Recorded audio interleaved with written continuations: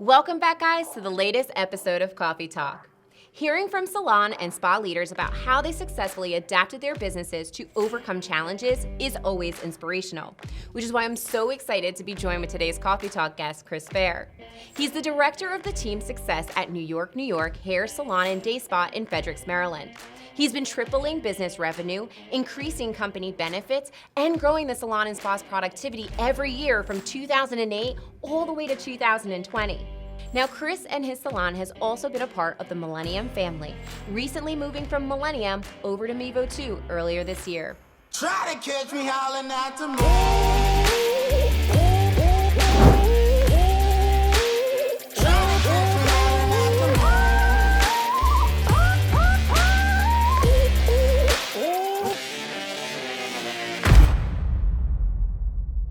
So Kris, let's get started. With everything that's been happening in the salons and spas over the most current months, what are some of the biggest challenges that your business experienced, and how did you adapt to overcome them both before and after reopening?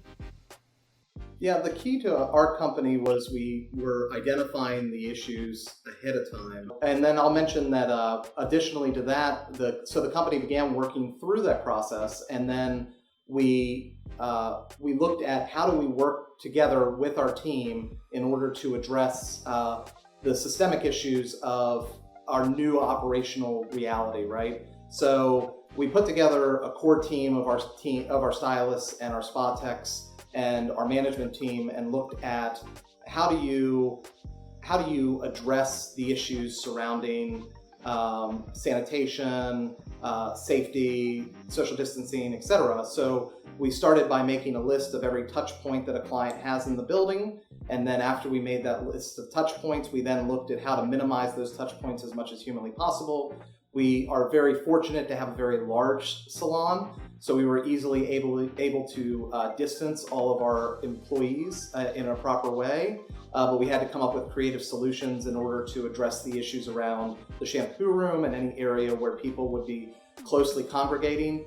And we came up with an entire reopening guide that really helped answer a lot of the questions that we had as far as when it comes to sanitation and making sure that it's a safe environment for guests. I always say that some of this was really critical stuff, especially wearing masks in the building at all times and making sure that we have sanitizer available and that we're constantly disinfecting surfaces.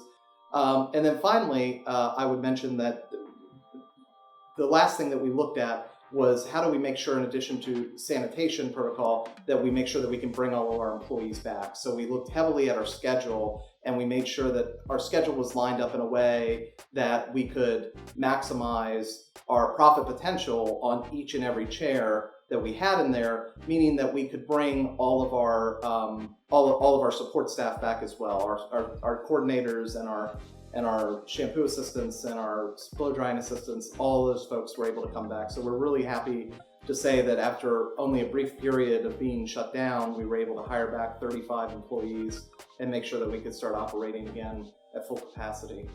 That's really awesome to hear, Kris. Thank you. Thank you.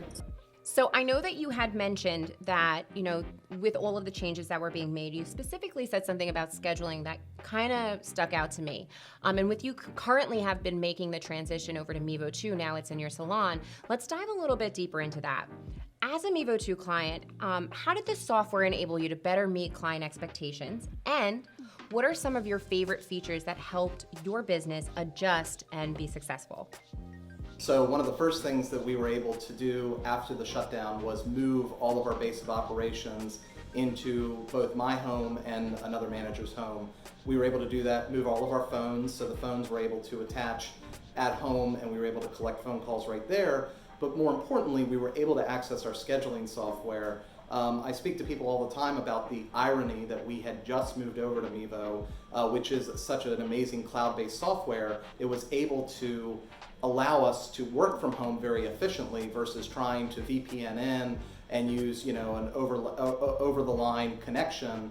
We were able to immediately open up the book, look at the book, fix everything that needed to be fixed, change the schedules for all the employees, address new payroll issues or concerns or questions, and be able to make sure that we were in constant communication with our guests. And the tools around Meevo allowed us to continue contacting them and letting them know what's going on. Text messaging, emailing, reaching out, obviously over the phone is a very common one. And we were able to provide reporting pieces as well, which was a really critical aspect to all of this. So my boss and the owner of the company, Mary Louise Reiser, and myself and Lisa, who is our operations manager, we met every single morning from the day we closed to the day we reopened at 9 a.m. and we reviewed what impact and what loss we were looking at. We were trying to put together a financial number to understand what we would have to make up once we were allowed to reopen. And really, it was interesting because the way Meevo functions and reports its data is a lot different from how Millennium did it. And Meevo makes it very upfront and obvious. And that really is helpful because while I am certainly happy to dig deep into numbers all day long, not everybody has that same passion that I do. So this made presenting the data a lot easier. I would simply share a screen and say, look, this is where we're at, this is the actual number, this is what we did last year, this is the year over year, this is the month over month. And it made things very functional and very quick and efficient. So it was a very interesting positive accident that we just happened to switch over literally 1 month before we shut down. That's awesome. I always love to hear how our clients think that Meevo 2 is so helpful, especially in light of what's happened the last few months. So we're super glad to hear that you moved from Millennium to Meevo 2 and that you absolutely love the software. I do. It's been definitely a transition to learn a new software. There's no working around that. I worked with Millennium for nearly 20 years, and I was a huge fan of the software. It is, I think John always refers to it as the Titanic of softwares because it's this massive program which has been amazing, and I've truly loved learning everything about it. So it was a transition to learn Meevo, but once you start to get into it and understand what it's trying to show you, you really get that it's more efficient, it's quicker, you get to the data that you need faster, and you can just manage your business better. So last question for you, Kris, before we wrap up today's coffee talk. What advice or recommendation do you have for the viewers today who are watching for making new changes to be able to grow and expand their business in the new normal? My first piece of advice is never say never in this industry, because I cannot tell you how many things I looked at our business model over the last couple of months and thought to myself, with a 35-person staff, for years we looked at these options and ideas and said, this could never happen. This will never be a thing in our company. And this pandemic and this crisis has forced us to look at that business differently and say, actually, we are going to do this and move this forward and try something new and different in order to be more accommodating to our guests or try to help more. So my first piece of advice is just don't close yourself off to any new ideas right now, because you don't know what is going to be the right puzzle pieces to put together to fix the challenges with communicating with your guests, with getting them in the door, with making sure they feel safe and happy, because there is no limit. Until the moment that your business shuts down completely and closes, you should always be evaluating how to make things stronger and better. There is no 100% correct answer.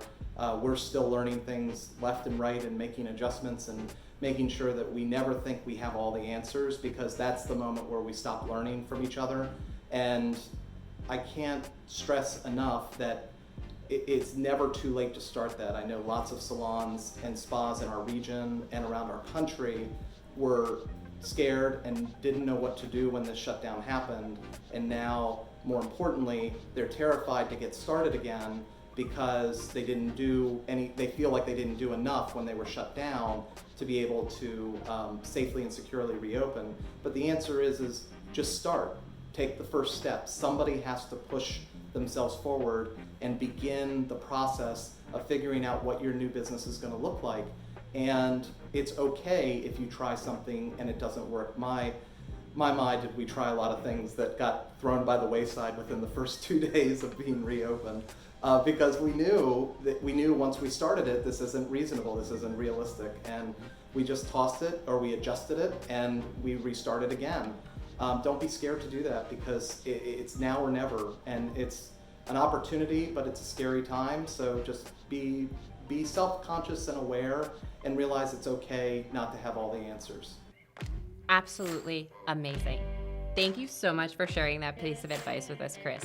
So what I want to do is I want to say thank you to everybody for tuning in for today's Coffee Talk. Make sure to go ahead and subscribe and like, and thank you so much, Kris, for being here. You did awesome. Thank you. Now, if you enjoyed today's Coffee Talk, don't forget to go ahead and like and subscribe so you're never without an episode. I can't wait to see you guys next time. Bye.